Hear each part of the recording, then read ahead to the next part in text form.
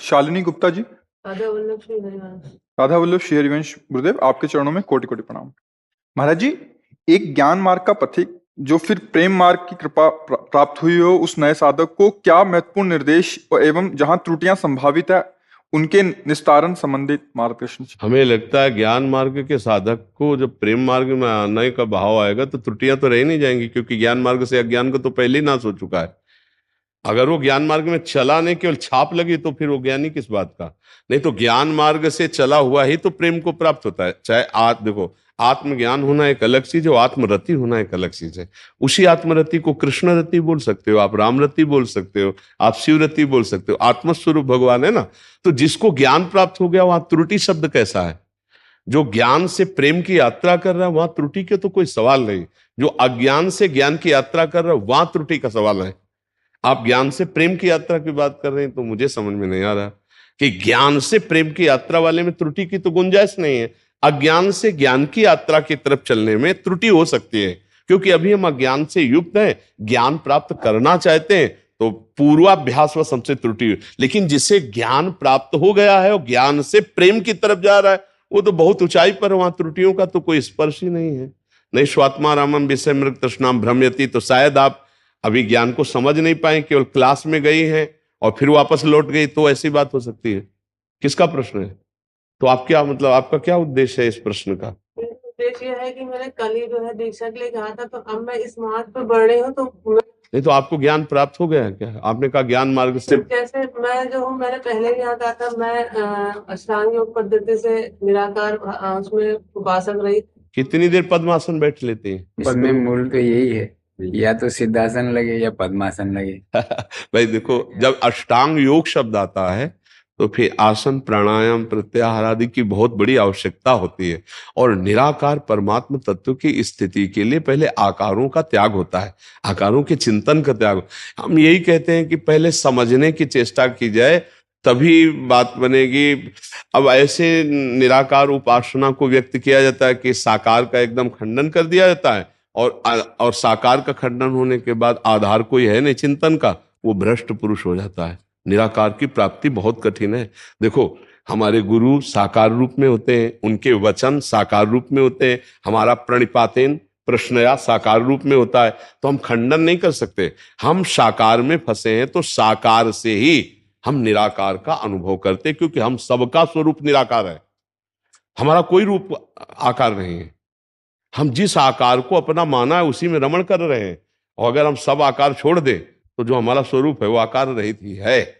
अब जो आकार मानते, जैसे हम भक्ति में सखा मान लिया, हमने अपने को गोपी मान लिया, जो मान लिया, तो आत्मस्वरूप ऐसा कि जो आप चिंतन करो वही। अभी आप पुरुष माने, पुरुष हो आप पशु का चिंतन करो, पशु बन जाओगे। आप परमात्मा के चिंतन करो, परमात्मा। यही चमत्कार है। वो कैसा? जैसा सोचो वैसा, कोई सोच नहीं तो फिर वो आकार रहित है। जैसा आकार करो वैसा, और आप कोई आकार चिंतन में नहीं, तो वो है ही है। वो है, वो है, ये है कैसा? तुम सोच रहे हो जैसा? वो स्त्री है, वो पुरुष है, जड़ है, वो चैतन्य है, वो हर दृश्य में है। नहीं, ऐसा नहीं, तो फिर है कैसा आप चाहते हो वैसा ही है। वो निराकार भी है, वो साकार भी है, वो जड़ भी है, वो चैतन्य भी। न जड़ है न चैतन्य है, वो सब कुछ है और वो कुछ नहीं है। बुद्धि बड़े बड़े ज्ञानियों की लड़खड़ा करके गिर जाती है, तब गुरु चरणों से बोध होता है। अब मैया है, कैसे उसको समझा करे? अष्टांग योग से निराकार की उपासना कर रही थी, तो हमारी समझ में बहुत कम समय रह गया है। नाम जप करो भगवान का, और आश्रय लो गुरुदेव भगवान का, और नाम जप करो, इसी से सब हो जाएगा। देखो, परमात्मा साकार या निराकार सब अनुभव में आ जाता है नाम जप से। भजन के बिना कुछ नहीं होता भाई। वेदांत पढ़ लो, नामात्मा प्रवचने न लभ्या न मेधया न बहुना सुरतेन। जब तक प्रणव का निरंतर चिंतन नहीं होगा तब तक बात नहीं बोलेगी ज्ञान मार्ग। ऐसे ही राम कृष्ण हरि ये सब प्रणव स्वरूप ही है, ये सब भगवत स्वरूप है, नाम है। जो नाम प्रिय लगे, पहले इतना नाम में चित्त डुबो दो कि और कुछ याद ना आवे, फिर अपने आप अनुभव में आ जाएगा। साकार है कि निराकार, सब अपने आप अनुभव में आ जाएगा। अपने को चिंता नहीं करनी, अपने को चिंतन करना है। अब क्या है कि ऐसे ऐसे उपदेश हो रहे, क्योंकि अनुभव तो है नहीं। अब वो एक परंपरा की बातें पकड़ ली गई। अच्छा, जो सिद्ध महापुरुषों ने बोला वो अनुभव से बोल रहे हैं, अब उसको अपने लोग शब्द को समझ नहीं पा रहे, तो अब बड़ा खंडन मंडन निंदा स्तुतियां चलने लगी, छोटे छोटे मेड़े बना ली गई। और जबकि ये बहुत अपार समुद्र है, ये किसी मेड़ में आने वाला है, कोई सरोवर नहीं है हाँ कि गंदा हो जाए, ये अपार समुद्र है ज्ञान। अब उसी को समझाने के लिए गुरुजनों की शरण में जाया जाता है। आजकल ऐसे अब उपदेश होने लगे हैं कि जीव का जिससे निस्तार होता है उसी से वंचित कर दिया गया। अब मान लो बता दिया गया, अब योग्यता के अनुसार आरत अधिकारी जब पावे गूढ़ो तत्व न साधु दुराए।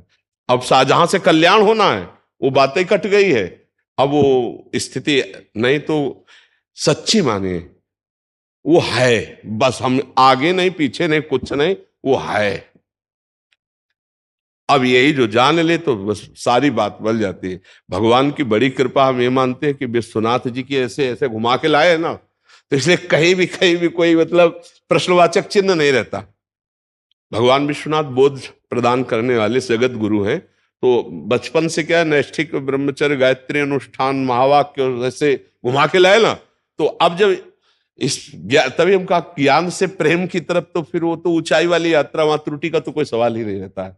तो इसलिए हम कभी कभी जैसे ऐसे प्रश्न होते हैं ना, तो सोचते हैं अच्छा किया कि महादेव अपनी नगरी से घुमा के लाए।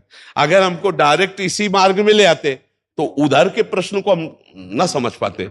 और अच्छा हुआ कि बचपन से पूरा राउंड ऐसे लगा के लाए ना, तो इसलिए मतलब बहुत साधना का मतलब बहुत सुलझा हुआ व्यक्तित्व, बहुत सुलझा हुआ मानसिक स्तर होना चाहिए, और वो तभी हमें कहीं फंसने नहीं देगा, हमें उस तत्व में स्थित रखेगा।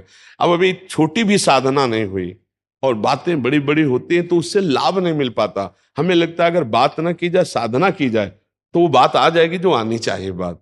तो अब सबसे प्रार्थना है, वो निराकार है साकार, ये समझने की बात छोड़ो, नाम जप करो, अच्छे आचरण करो, पवित्र भोजन करो, दूसरों को सुख प्रदान करने की भावना करो, यही से साधना प्रारंभ हो जाएगी, यही से साधना प्रारंभ हो जाएगी, यही से कृपा का अनुभव होने लगेगा।